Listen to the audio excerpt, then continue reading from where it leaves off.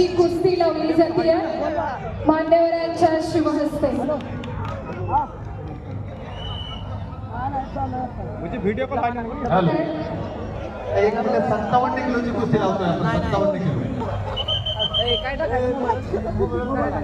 द्यायची गुगलवर महाखेल टाकणार, व्हिडिओ कॉल करतो की महाखेल गुगलवर टाक।